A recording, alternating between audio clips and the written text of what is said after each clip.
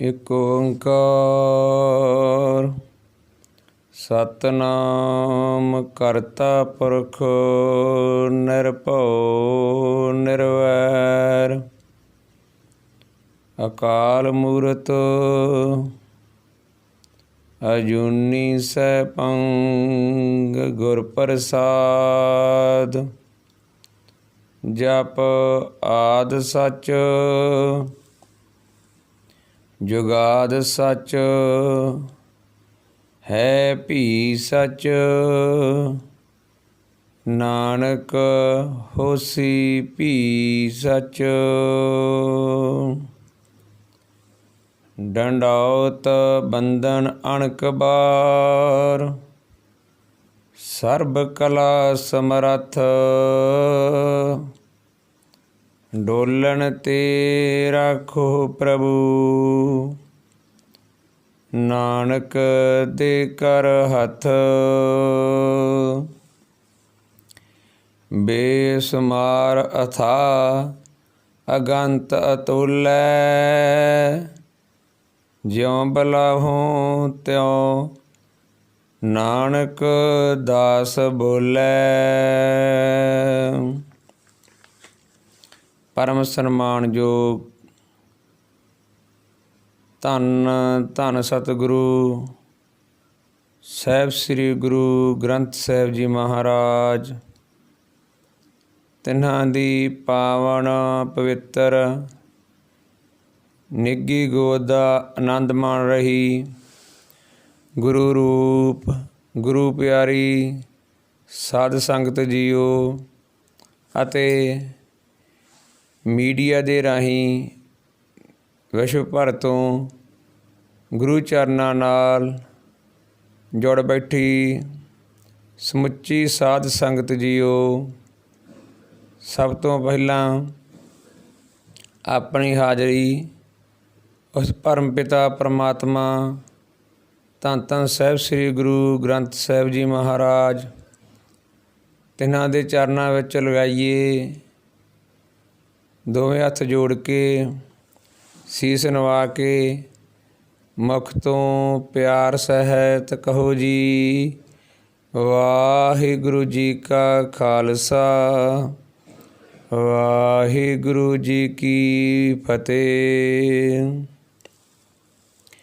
ਗੁਰੂ ਪਿਆਰੀ ਗੁਰੂ ਰੂਪ ਸਾਧ ਸੰਗਤ ਜੀਓ, ਅਕਾਲ ਪੁਰਖ ਵਾਹਿਗੁਰੂ ਦੀ ਅਪਾਰ ਮਿਹਰ ਦਾ ਸਦਕਾ ਧੰਨ ਧੰਨ ਸਾਹਿਬ ਸ੍ਰੀ ਗੁਰੂ ਗ੍ਰੰਥ ਸਾਹਿਬ ਜੀ ਮਹਾਰਾਜ, ਤਿਨ੍ਹਾਂ ਦੀ ਛਤਰ ਛਾਇਆ ਦੇ ਹੇਠ ਆਪਾਂ ਨੂੰ ਬਹੁਤ ਹੀ ਸੁਭਾਗ ਸਮਾਂ ਪ੍ਰਾਪਤ ਹੋਇਆ ਹੈ, ਜੋ ਕਿ ਆਪਾਂ ਪਿਛਲੇ ਦਿਨਾਂ ਤੋਂ ਸ੍ਰੀ ਜਪਜੀ ਸਾਹਿਬ ਜੀ ਦੇ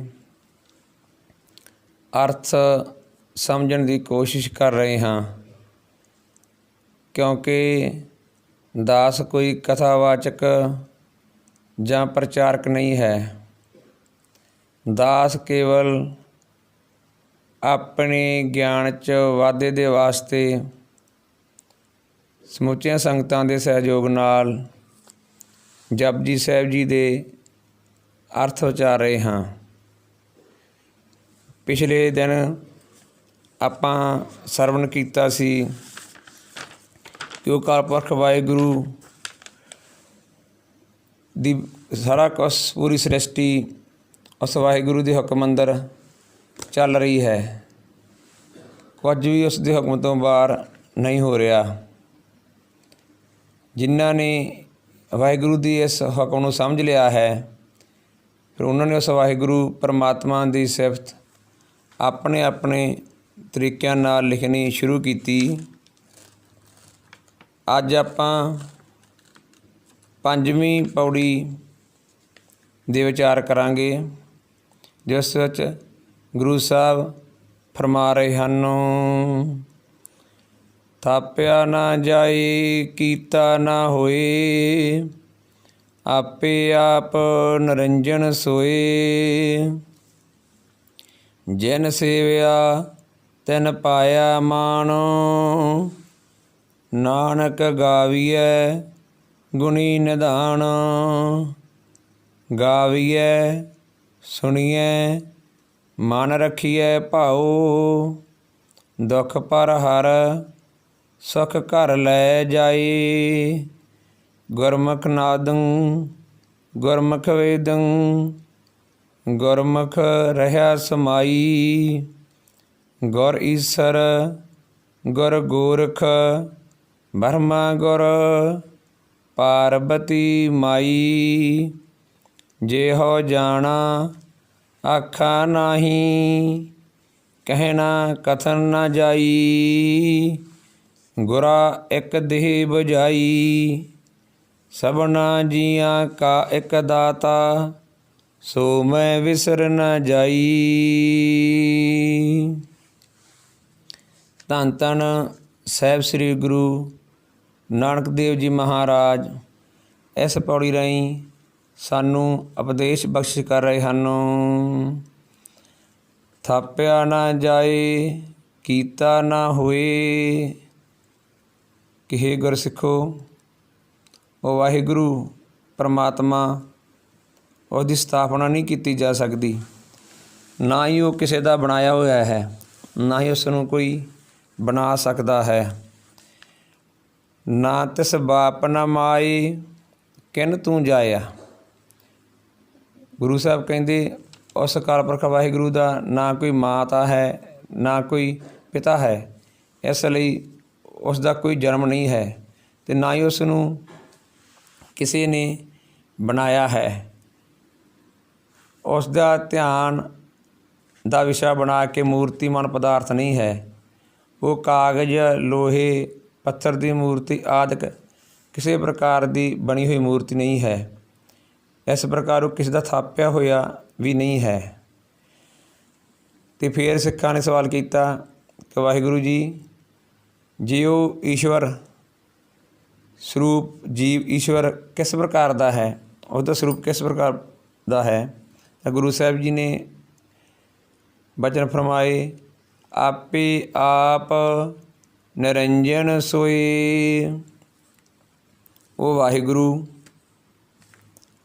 ਆਪਣੇ ਆਪ ਹੀ ਜੀਵ ਰੂਪ ਹੈ। ਨਿਰੰਜਨ, ਨਿਰੰਜਨ ਤੋਂ ਭਾਵ ਨਿਰ ਤੋਂ ਭਾਵ ਬਿਨਾਂ, ਅੰਜਨ ਤੋਂ ਭਾਵ ਸੁਰਮਾ। ਸੁਰਮੇ ਦਾ ਰੰਗ ਕਾਲਾ ਹੁੰਦਾ ਹੈ, ਇਸ ਲਈ ਕਾਲਖ ਮੈਲ। ਉਹ ਵਾਹਿਗੁਰੂ ਪਰਮਾਤਮਾ ਮੈਲ ਤੋਂ ਰਹਿਤ ਹੈ। ਉਸ 'ਤੇ ਕਿਸੇ ਵੀ ਤਰ੍ਹਾਂ ਦੀ ਮਾਇਆ ਦਾ ਮੈਲ ਦਾ ਕੋਈ ਅਸਰ ਨਹੀਂ ਹੁੰਦਾ। ਜਿਨ ਸੇਵਿਆ ਤਿਨ ਪਾਇਆ ਮਾਨੋ। ਹੇ ਗੁਰਸਿੱਖੋ, ਜਿਨ੍ਹਾਂ ਨੇ ਉਸ ਵਾਹਿਗੁਰੂ ਨੂੰ ਸਿਮਰਿਆ ਹੈ, ਉਸ ਦੀ ਅਰਾਧਨਾ ਕੀਤੀ ਹੈ, ਉਹਨਾਂ ਨੇ ਉਸ ਪਰਮੇਸ਼ਰ ਕੋਲ ਮਾਣ ਆਦਰ ਸਤਿਕਾਰ ਪ੍ਰਾਪਤ ਕੀਤਾ ਹੈ। ਇੱਥੇ ਮਾਣ ਤੋਂ ਭਾਵ ਕੇਵਲ ਦੁਨਿਆਵੀ ਇੱਜ਼ਤ ਤੋਂ ਨਹੀਂ। ਜਿਨ੍ਹਾਂ ਨੇ ਉਸ ਵਾਹਿਗੁਰੂ ਪਰਮੇਸ਼ਰ ਦਾ ਸਿਮਰਨ ਕੀਤਾ ਹੈ, ਉਹ ਪਰਮਾਤਮਾ ਦੀ ਦਰਗਾਹ ਵਿੱਚ ਵੀ ਉਹਨਾਂ ਨੂੰ ਮਾਣ ਮਿਲਿਆ ਹੈ। ਬੁਨਨਾ ਤਾਨਾ ਤਿਆਗ ਕੈ ਪ੍ਰੀਤ ਚਰਨ ਕਬੀਰਾ। ਨੀਚ ਕੁਲਾ ਜੋ ਲਾਹਰਾ ਭਇਓ ਗੁਣੀ ਗਹੀਰਾ। ਰਵਿਦਾਸ ਢਵੰਤਾ ਢੋਰ ਨੀਤ ਤੈਨ ਤਿਆਗੀ ਮਾਇਆ। ਪ੍ਰਗਟ ਹੋਵਾ ਸਾਧ ਸੰਗ ਹਰ ਦਰਸ਼ਨ ਪਾਇਆ। ਜਿਨ ਹਰ ਮਨ ਵਸਿਆ ਸੇ ਦਰ ਸਾਚੇ। ਦਰ ਸਾਚੈ ਸਚਿਆਰਾ। ਉਹਨਾਂ ਦੀ ਸੋਭਾ ਜੁਗ ਜੁਗ ਹੋਈ ਕੋਈ ਨਾ ਮੇਟਣ ਹਾਰਾ। ਜਿਨ੍ਹਾਂ ਨੇ ਉਸ ਵਾਹਿਗੁਰੂ ਪਰਮਾਤਮਾ ਦਾ ਸਿਮਰਨ ਕੀਤਾ ਹੈ, ਉਹਨਾਂ ਦੀ ਸੋਭਾ ਜੁਗਾਂ ਜੁਗਾਂ ਤੱਕ ਹੁੰਦੀ ਰਹੀ ਹੈ ਅਤੇ ਹੁੰਦੀ ਰਹੇਗੀ। ਅੱਗੇ ਗੁਰੂ ਸਾਹਿਬ ਫਰਮਾ ਰਹੇ ਹਨ ਕਿ ਉਸ ਵਾਹਿਗੁਰੂ ਪਰਮੇਸ਼ਰ ਦਾ ਆਰਾਧਨਾ ਕਿਵੇਂ ਕਰਨੀ ਹੈ। ਨਾਨਕ ਗਾਵੀਐ ਗੁਣੀ ਨਿਧਾਨ। ਸ਼੍ਰੀ ਗੁਰੂ ਨਾਨਕ ਦੇਵ ਮਹਾਰਾਜ ਜੀ ਉਚਾਰਨ ਕਰਦੇ ਹਨ ਕਿ ਉਹ ਗੁਣੀ ਨਿਧਾਨ ਜੋ ਗੁਣਾਂ ਦਾ ਖਜ਼ਾਨਾ ਹੈ, ਉਸ ਦੇ ਜਸ਼ਨ ਨੂੰ ਗੁਰਾਂ ਦੁਆਰਾ ਗਾਉਣਾ ਕਰੀਏ, ਅਭਿਆਸ ਕਰੀਏ। ਭਾਵ ਸਤਿਗੁਰੂ ਸਾਹਿਬ ਜੀ ਗੁਣਾਂ ਦੇ ਖਜ਼ਾਨੇ ਹਨ। ਉਸ ਅਕਾਲ ਪੁਰਖ ਵਾਹਿਗੁਰੂ ਦੇ ਗੁਣਾਂ ਨੂੰ ਗਾਈਏ। ਤਾਂ ਸਿੱਖਾਂ ਨੇ ਸਵਾਲ ਕੀਤਾ, ਬੇਨਤੀ ਕੀਤੀ ਕਿ ਗੁਰੂ ਸਾਹਿਬ ਕਿਸ ਤਰੀਕੇ ਨਾਲ ਗਾਈਏ, ਉਸ ਵਾਹਿਗੁਰੂ ਨੂੰ ਕਿਸੇ ਤਰੀਕੇ ਨਾਲ ਗਾਈਏ। ਤਾਂ ਗੁਰੂ ਸਾਹਿਬ ਨੇ ਫਰਮਾਨ ਕੀਤਾ, ਗਾਵੀਐ ਸੁਣੀਐ ਮਨ ਰੱਖੀਐ ਭਾਉ। ਜਿਸ ਸਮੇਂ ਗੁਰੂ ਸਾਹਿਬ ਜੀ ਕਹਿਣ ਲੱਗੇ ਕਿ ਉਸ ਵਾਹਿਗੁਰੂ ਦਾ ਗਾਉਣਾ ਹੈ, ਉਸ ਵਾਹਿਗੁਰੂ ਨੂੰ ਸੁਣਨਾ ਹੈ, ਤਾਂ ਹਿਰਦੇ ਦੇ ਅੰਦਰ ਭਾਵ ਤੋਂ ਭਾਵ ਪ੍ਰੇਮ ਧਾਰਨ ਕਰਕੇ ਸ਼ਰਧਾ ਅਤੇ ਵਿਸ਼ਵਾਸ ਨਾਲ ਕੰਨਾਂ ਦੁਆਰਾ ਸਰਵਣ ਕਰਨਾ ਹੈ। ਇੱਕ ਦਿਨ ਅਕਬਰ ਦੇ ਦਰਬਾਰ ਦੇ ਵਿੱਚ ਤਾਨਸੈਨ ਨੇ ਇੱਕ ਸ਼ਬਦ ਗਾਇਆ, ਕਿਉਂਕਿ ਤਾਨਸੈਨ ਅਕਬਰ ਦਾ ਬਹੁਤ ਵਧੀਆ ਮੇਨ ਜੋ ਮੁਖੀ ਕਵੀ ਸੀ। ਤਾਂ ਤਾਨਸੈਨ ਬਹੁਤ ਜ਼ਿਆਦਾ ਖੁਸ਼ ਹੋਇਆ। ਉਸ ਨੇ ਜੋ ਅਕਬਰ ਦੇ ਗਲ ਦੇ ਵਿੱਚ ਹਾਰ ਪਾਇਆ ਹੋਇਆ ਸੀ ਉਹ ਲਾ ਕੇ ਤਾਨਸੈਨ ਦੇ ਗਲ ਦੇ ਵਿੱਚ ਪਾ ਦਿੱਤਾ ਕਿ ਅੱਜ ਮੇਰਾ ਮਨ ਬਹੁਤ ਖੁਸ਼ ਹੋਇਆ ਹੈ, ਤੇਰੇ ਵਰਗਾ ਗਵਈਆ ਇਸ ਸੰਸਾਰ ਦੇ ਵਿੱਚ ਨਹੀਂ ਹੈ। ਤਾਂ ਤਾਨਸੈਨ ਰੋਣ ਲੱਗ ਗਿਆ। ਜਦੋਂ ਅਕਬਰ ਨੇ ਤਾਨਸੈਨ ਤੋਂ ਰੋਣ ਦਾ ਕਾਰਨ ਪੁੱਛਿਆ ਕਿ ਮੈਂ ਤਾਂ ਖੁਸ਼ ਹੋ ਕੇ ਤੈਨੂੰ ਆਪਣਾ ਹਾਰ ਤੋਹਫੇ ਵਜੋਂ ਦਿੱਤਾ ਹੈ, ਤੂੰ ਰੋ ਕਿਉਂ ਰਿਹਾ ਹੈ? ਤਾਂ ਤਾਨਸੈਨ ਨੇ ਕਿਹਾ ਕਿ ਤੁਸੀਂ ਮੇਰੇ ਗੁਰੂ ਦਾ ਨਿਰਾਦਰ ਕੀਤਾ ਹੈ, ਕਿਉਂਕਿ ਤੁਸੀਂ ਇਹ ਕਿਹਾ ਹੈ ਕਿ ਤੁਹਾਡੇ ਵਰਗਾ ਗਵਈਆ ਕੋਈ ਸੰਸਾਰ 'ਤੇ ਨਹੀਂ ਹੈ। ਤੁਸੀਂ ਮੇਰੇ ਗੁਰੂ ਦਾ ਗਾਉਣ ਨਹੀਂ ਸੁਣਿਆ, ਉਹਨਾਂ ਨੂੰ ਨਹੀਂ ਸੁਣਿਆ। ਤਾਂ ਅਕਬਰ ਨੂੰ ਸੁਣਨ ਦਾ ਬਹੁਤ ਸ਼ੌਂਕ ਸੀ। ਤਾਂ ਉਸਨੇ ਤਾਨਸੈਨ ਨੂੰ ਕਿਹਾ ਕਿ ਆਪਣੇ ਗੁਰੂ ਨੂੰ ਦਰਬਾਰ ਵਿੱਚ ਬੁਲਾਓ, ਉਹ ਵੀ ਆਪਣਾ ਗਾ ਕੇ ਸੁਣਾਵੇ। ਤਾਂ ਤਾਨਸੈਨ ਕਹਿਣ ਲੱਗਾ ਕਿ ਮੇਰਾ ਗੁਰੂ ਦਰਬਾਰ ਵਿੱਚ ਨਹੀਂ ਆਵੇਗਾ, ਉਸ ਨੂੰ ਸੁਣਨ ਵਾਸਤੇ ਉਸ ਦੀ ਝੌਂਪੜੀ ਵਿੱਚ ਹੀ ਜਾਣਾ ਪਵੇਗਾ। ਤਾਂ ਅਕਬਰ ਬਾਦਸ਼ਾਹ ਤਾਨਸੈਨ ਨੂੰ ਨਾਲ ਲੈ ਕੇ ਜਮਨ ਨਦੀ ਦੇ ਕਿਨਾਰੇ, ਜਿੱਥੇ ਤਾਨਸੈਨ ਦੇ ਗੁਰੂ ਹਰਦਾਸ ਦਾ ਝੌਂਪੜੀ ਸੀ, ਆਸਣ ਸੀ, ਉੱਥੇ ਚਲੇ ਗਏ। ਤਾਂ ਤਾਨਸੈਨ ਅਤੇ ਅਕਬਰ ਲੁੱਕ ਕੇ ਜੰਗਲਾਂ ਦੇ ਵਿੱਚ ਬੈਠ ਗਏ। ਜਦੋਂ ਅੰਮ੍ਰਿਤ ਵੇਲਾ ਹੋਇਆ ਤਾਂ ਜੋ ਹਰਦਾਸ ਜੀ ਸਨ ਉਹ ਆਪਣੀ ਝੌਂਪੜੀ 'ਚੋਂ ਬਾਹਰ ਆਏ। ਉਹਨਾਂ ਨੇ ਇਸ਼ਨਾਨ ਕੀਤਾ। ਤਾਂ ਜੋ ਬਾਹਰ ਚੌਂਕੀ ਭਾਵ ਥੜਾ ਬਣਿਆ ਹੋਇਆ ਸੀ, ਉਸ ਦੇ ਉੱਪਰ ਆਪਣਾ ਜੋ ਸਾਜ਼ ਸੀ ਉਹ ਲੈ ਕੇ ਸਮਾਧੀ ਲਗਾ ਕੇ ਉਸ ਅਕਾਲ ਪੁਰਖ ਵਾਹਿਗੁਰੂ ਦੇ ਗੁਣ ਗਾਉਣ ਲੱਗ ਗਏ। ਤਾਂ ਅਚਾਨਕ ਹੀ ਜੋ ਸ਼ਬਦ ਤਾਨਸੈਨ ਨੇ ਦਰਬਾਰ ਵਿੱਚ ਸੁਣਾਇਆ ਸੀ, ਉਹੀ ਸ਼ਬਦ ਹਰਦਾਸ ਜੀ ਨੇ ਗਾਉਣਾ ਸ਼ੁਰੂ ਕਰ ਦਿੱਤਾ। ਪਰ ਉਹਨਾਂ ਦੇ ਗਾਉਣ ਦਾ ਤਰੀਕਾ ਇੰਨਾ ਵਧੀਆ ਸੀ, ਪ੍ਰੇਮ ਭਾਵ ਨਾਲ ਗਾਇਆ ਕਿ ਅਕਬਰ ਅਤੇ ਤਾਨਸੈਨ ਦੋਨਾਂ ਦੀ ਬਿਰਤੀ ਲੱਗ ਗਈ। ਤਾਂ ਜੋ ਹਰਦਾਸ ਜੀ ਸਨ ਉਹ ਆਪਣਾ ਸ਼ਬਦ ਗਾ ਕੇ ਵਾਪਸ ਆਪਣੀ ਝੌਂਪੜੀ ਵਿੱਚ ਚਲੇ ਗਏ। ਤਾਂ ਕੁਛ ਟਾਈਮ ਬਾਅਦ ਅਕਬਰ ਅਤੇ ਤਾਨਸੈਨ ਦੀ ਬਿਰਤੀ ਖੁੱਲ੍ਹੀ। ਅਕਬਰ ਨੇ ਤਾਨਸੈਨ ਨੂੰ ਪੁੱਛਿਆ ਕਿ ਤਾਨਸੈਨ, ਜੋ ਸ਼ਬਦ ਤੂੰ ਦਰਬਾਰ ਵਿੱਚ ਗਾਇਆ ਸੀ ਉਹੀ ਸ਼ਬਦ ਤੇਰੇ ਗੁਰੂ ਨੇ ਗਾਇਆ ਹੈ, ਪਰ ਤੁਹਾਡੇ ਗਾਣ ਵਿੱਚ ਬਹੁਤ ਫਰਕ ਹੈ। ਇਹਨਾਂ ਦੇ ਗਾਉਣ ਦਾ ਇੰਨਾ ਆਨੰਦ ਹੈ, ਅੱਜ ਤੱਕ ਮੈਨੂੰ ਇੰਨਾ ਆਨੰਦ ਕਦੇ ਨਹੀਂ ਆਇਆ। ਤਾਂ ਤਾਨਸੈਨ ਨੇ ਕਿਹਾ ਕਿ ਹੇ ਰਾਜਾ, ਮੈਂ ਤੇਰੇ ਦਰਬਾਰ ਵਿੱਚ ਤੇਰੇ ਲਈ ਗਾਇਆ ਹੈ, ਪਰ ਮੇਰੇ ਗੁਰੂ ਨੇ ਉਸ ਵਾਹਿਗੁਰੂ ਪਰਮਾਤਮਾ ਲਈ ਗਾਇਆ ਹੈ। ਇਸ ਲਈ ਜੋ ਉਸ ਪਰਮਾਤਮਾ ਵਾਹਿਗੁਰੂ ਦਾ ਧਿਆਨ ਧਰ ਕੇ ਉਸ ਦਾ ਸਿਮਰਨ ਕਰਦੇ ਹਨ, ਮਨ 'ਚ ਸ਼ਰਧਾ ਕਰਕੇ ਧਿਆਨ ਧਰ ਕੇ ਸਿਮਰਨ ਕਰਦੇ ਹਨ, ਉਹਨਾਂ ਦੀ ਬਿਰਤੀ ਪਰਮਾਤਮਾ ਦੇ ਨਾਲ ਜੁੜ ਜਾਂਦੀ ਹੈ। ਤਾਂ ਸਿੱਖਾਂ ਨੇ ਬੇਨਤੀ ਕੀਤੀ ਕਿ ਗੁਰੂ ਜੀ ਇਸ ਦਾ ਫਲ ਕੀ ਪ੍ਰਾਪਤ ਹੋਵੇਗਾ? ਇਸ ਦਾ ਫਲ ਵੀ ਪ੍ਰਾਪਤ ਹੁੰਦਾ ਹੈ। ਤਾਂ ਗੁਰੂ ਜੀ ਨੇ ਉੱਤਰ ਦਿੱਤਾ, ਦੁੱਖ ਪਰ ਹਰ ਸੁੱਖ ਘਰ ਲੈ ਜਾਈ। ਸਤਿਗੁਰੂ ਜੀ ਨੇ ਕਿਹਾ ਕਿ ਜੋ ਇਸ ਵਾਹਿਗੁਰੂ ਪਰਮਾਤਮਾ ਦਾ ਸਿਮਰਨ ਕਰਦੇ ਹਨ, ਉਹ ਆਪਣੇ ਦੁੱਖ ਜੋ ਆਪਣੇ ਮਨ ਨੂੰ ਉਹਨਾਂ ਨੂੰ ਸ਼ਾਂਤੀ ਫੈਲੀ ਹੋਈ ਹੈ ਉਹ ਦੂਰ ਕਰ ਦਿੰਦੇ ਹਨ ਅਤੇ ਆਪਣੇ ਹਿਰਦੇ ਅੰਦਰ ਸੁੱਖਾਂ ਦਾ ਨਿਵਾਸ ਕਰ ਦਿੰਦੇ ਹਨ। ਜੋ ਜੰਮਣ ਮਰਨ ਦੇ ਦੁੱਖ ਕਸ਼ਟ ਹਨ ਉਹ ਸਾਰੇ ਨਾਸ਼ ਹੋ ਜਾਂਦੇ ਹਨ ਅਤੇ ਵਾਹਿਗੁਰੂ ਪਰਮਾਨੰਦ ਸਰੂਪ ਹੈ। ਉਹ ਮਨੁੱਖ ਦੇ ਅੰਦਰ ਉਸ ਦਾ ਗਿਆਨ ਪੈਦਾ ਹੋ ਜਾਂਦਾ ਹੈ।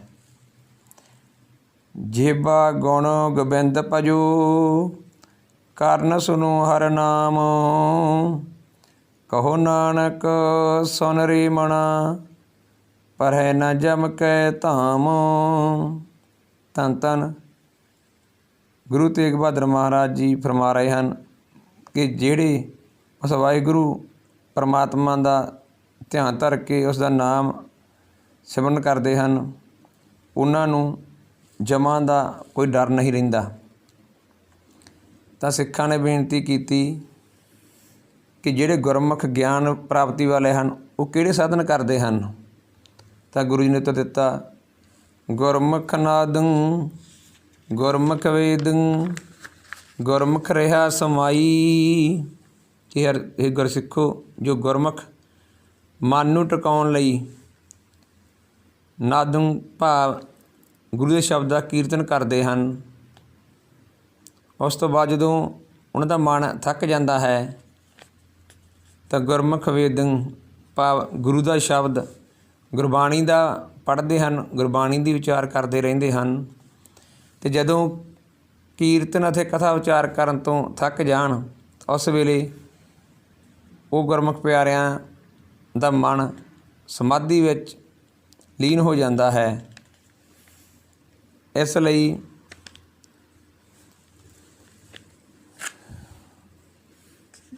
ਜੋ ਗੁਰਬਾਣੀ ਪੜ੍ਹਨੀ, ਕੀਰਤਨ ਕਰਨਾ ਅਤੇ ਸਮਾਧੀ ਦੇ ਵਿੱਚ ਅਲੱਗ-ਅਲੱਗ ਅਵਸਥਾਵਾਂ ਹਨ। ਹਮੇਸ਼ਾ ਹੀ ਆਪਾਂ ਨੂੰ ਉਸ ਅਕਾਲ ਪੁਰਖ ਵਾਹਿਗੁਰੂ ਦੇ ਨਾਲ ਜਿਹੜੇ ਵੀ ਤਰੀਕੇ ਨਾਲ ਹੋਵੇ ਜੁੜੇ ਰਹਿਣਾ ਚਾਹੀਦਾ ਹੈ।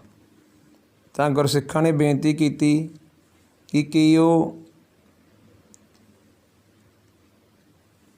ਪਰਮੇਸ਼ਰ ਵਾਹਿਗੁਰੂ ਜੋ ਤਿੰਨ ਦੇਵਤੇ ਹਨ, ਬ੍ਰਹਮਾ ਵਿਸ਼ਨੂੰ ਸ਼ਿਵ ਜੀ, ਉਹਨਾਂ ਤੋਂ ਵੀ ਵੱਡਾ ਹੈ? ਤਾਂ ਗੁਰੂ ਸਾਹਿਬ ਜੀ ਨੇ ਫਰਮਾਇਆ, ਗੁਰ ਈਸਰ ਗੁਰ ਗੋਰਖ ਬ੍ਰਹਮਾ ਗੁਰ ਪਾਰਬਤੀ ਮਾਈ। ਇਹ ਗੁਰਸਿੱਖੋ, ਉਹ ਅਕਾਲ ਪੁਰਖ ਵਾਹਿਗੁਰੂ ਸ਼ਿਵ ਜੀ ਦਾ ਵੀ ਗੁਰੂ ਹੈ। ਗੋਰਖ, ਗੁਰਖ ਤੋਂ ਭਾਵ ਇੱਥੇ ਗੋਰਖਨਾਥ ਤੋਂ ਨਹੀਂ, ਗੋ ਤੋਂ ਭਾਵ ਧਰਤੀ, ਰੱਖ ਤੋਂ ਭਾਵ ਰੱਖਣ ਵਾਲਾ, ਭਾਵ ਉਹ ਵਿਸ਼ਨੂੰ ਦਾ ਵੀ ਗੁਰੂ ਹੈ। ਬ੍ਰਹਮਾ ਤੋਂ ਭਾਵ ਬ੍ਰਹਮਾ ਦਾ ਵੀ ਗੁਰੂ ਹੈ। ਇਹਨਾਂ ਤਿੰਨਾਂ ਸ਼ਕਤੀਆਂ ਪਾਰਵਤੀ, ਲక్ష్ਮੀ ਅਤੇ ਸਰਸਵਤੀ ਦਾ ਵੀ ਗੁਰੂ ਹੈ। ਜਿਹੋ ਜਾਣਾ ਆਖਾ ਨਾਹੀ ਕਹਿਣਾ ਕਥਨ ਨਾ ਜਾਈ। ਪਹਿਲੀ ਗੱਲ ਤਾਂ ਮੈਂ ਉਸ ਵਾਹਿਗੁਰੂ ਪਰਮਾਤਮਾ ਦੀ ਸ਼ਕਤੀ ਨੂੰ ਜਾਣ ਨਹੀਂ ਸਕਦਾ।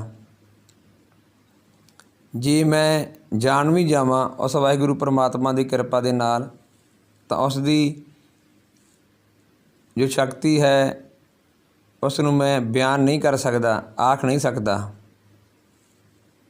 ਕਿਉਂਕਿ ਉਹ ਕਹਿਣ ਕਥਨ ਤੋਂ ਪਰਾਂ ਹੈ। ਗੁਰਾ ਇੱਕ ਦੇਹ ਬੁਝਾਈ। ਗੁਰੂ ਜੀ ਸਾਨੂੰ ਇੱਕ ਰਸਤਾ ਬੁਝਾ ਦਿਓ, ਇੱਕ ਲੱਛਣ ਦੱਸ ਦਿਓ, ਉਸਨੂੰ ਜਾਣਨ ਦੀ ਸਿੱਖਿਆ ਦੁਆਰਾ ਸਮਝਾ ਦਿੱਤੀ। ਸਿੱਖਿਆ ਦਿਓ ਜਿਸ ਨਾਲ ਸਾਨੂੰ ਵਾਹਿਗੁਰੂ ਪ੍ਰਮਾਤਮਾ ਦੇ ਨਾਲ ਮਿਲ ਸਕੀਏ। ਸਭਨਾ ਜੀਆਂ ਕਾ ਇੱਕ ਦਾਤਾ, ਸੋ ਮੈਂ ਵਿਸਰ ਨਾ ਜਾਈ। ਉਹਨਾਂ ਨੇ ਸਵਾਲ ਕੀਤਾ, ਸਿੱਖਾਂ ਨੇ ਬੇਨਤੀ ਕੀਤੀ ਕਿ ਗੁਰੂ ਸਾਹਿਬ ਉਸ ਰੂਪ ਕਦੀ ਭੁੱਲ ਵੀ ਜਾਂਦਾ ਹੋਵੇਗਾ ਤਾਂ ਗੁਰੂ ਸਾਹਿਬ ਦੱਸਦੇ ਹਨ ਕਿ ਉੱਠੇ ਪੈਰ ਵਿਸਰਿਆ ਹੈ, ਹਰ ਸਮੇਂ ਸਿਖਿਆਤ ਰੂਪ ਹੈ, ਹਰ ਸਮੇਂ ਚੇਤੇ ਰਹਿੰਦਾ ਹੈ, ਉਹ ਭੁੱਲਦਾ ਨਹੀਂ। ਇਸ ਤਰ੍ਹਾਂ 5ਵੀਂ ਪੌੜੀ ਵਿੱਚ ਗੁਰੂ ਨਾਨਕ ਦੇਵ ਜੀ ਸਾਨੂੰ ਉਪਦੇਸ਼ ਦੇ ਰਹੇ ਹਨ ਕਿ ਪ੍ਰਮਾਤਮਾ ਕਿਸੇ ਦਾ ਗੱਦੀ ਨਸ਼ੀਨ ਚੇਲੇ ਦੀ ਤਰ੍ਹਾਂ ਸਥਾਪਨਾ ਕੀਤਾ ਹੋਇਆ ਨਹੀਂ। ਉਸ ਨੂੰ ਮਾਤਾ ਪਿਤਾ ਦੇ ਪੈਦਾ ਕਰਨ ਵਾਂਗੂ ਵੀ ਕਿਸੇ ਨੇ ਪੈਦਾ ਨਹੀਂ ਕੀਤਾ, ਨਾ ਹੀ ਉਹ ਕਿਸੇ ਦਾ ਥਾਪਿਆ ਹੋਇਆ ਹੈ। ਉਹ ਵਾਹਿਗੁਰੂ ਪ੍ਰਮਾਤਮਾ ਆਪਣੇ ਆਪ ਤੋਂ ਸੁੱਤੇ ਸਿੱਧ ਪੈਦਾ ਹੋਇਆ ਹੈ। ਜਿਨ੍ਹਾਂ ਨੇ ਵੀ ਉਸ ਵਾਹਿਗੁਰੂ ਪ੍ਰਮਾਤਮਾ ਦਾ ਸਿਮਰਨ ਕੀਤਾ ਹੈ, ਉਹਨਾਂ ਦੇ ਸਾਰੇ ਦੁੱਖ ਕਲੇਸ਼ ਕੱਟੇ ਜਾਂਦੇ ਹਨ। ਜੋ ਪਰਮੇਸ਼ਰ ਦੀ ਪ੍ਰਾਪਤੀ ਹੋ ਜਾਂਦੀ ਹੈ। ਗੁਰਮੁਖ ਦਾ ਸੁਭਾਅ ਹੈ ਕਿ ਕੀਰਤਨ ਕਰਦੇ ਰਹਿੰਦੇ ਹਨ, ਅਕਾਲ ਪੁਰਖ ਦੇ ਸਰੂਪ ਦਾ ਉਚਾਰ ਕਰਕੇ ਵਾਰਤਾ ਕਰਦੇ ਰਹਿੰਦੇ ਹਨ, ਉਸ ਦੀ ਬਿਰਤੀ ਵਿੱਚ ਲੀਨ ਰਹਿੰਦੇ ਹਨ। ਉਹ ਅਕਾਲ ਪੁਰਖ ਵਾਹਿਗੁਰੂ ਸ਼ਿਵ ਜੀ ਦਾ ਵੀ ਗੁਰੂ ਹੈ, ਵਿਸ਼ਨੂੰ ਦਾ ਵੀ ਗੁਰੂ ਹੈ, ਬ੍ਰਹਮਾ ਦਾ ਗੁਰੂ ਹੈ, ਭਾਵ ਸਾਰੀਆਂ ਸ਼ਕਤੀਆਂ ਤੋਂ ਵੱਡਾ ਹੈ। ਇਸ ਲਈ ਗੁਰਸਿੱਖ ਨੂੰ ਕਿਸੇ ਵੀ ਦੇਵੀ ਦੇਵਤੇ ਦੀ ਪੂਜਾ ਨਹੀਂ ਕਰਨੀ ਚਾਹੀਦੀ।